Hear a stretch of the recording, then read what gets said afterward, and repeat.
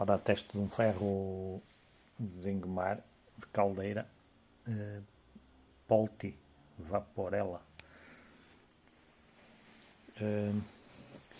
O ferro tinha aqui esta luz acesa da manutenção, que isto é a caldeira que tinha que ser limpa. Já foi resetado o sistema, e também tinha aqui um problema no vapor. Estava sempre a dar vapor. Portanto, já está a funcionar.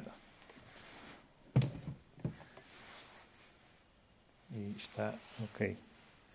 Ora, aqui é o turbo, aqui é o eco.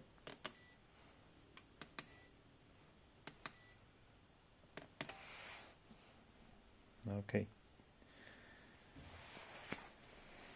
Reparação concluída, com sucesso.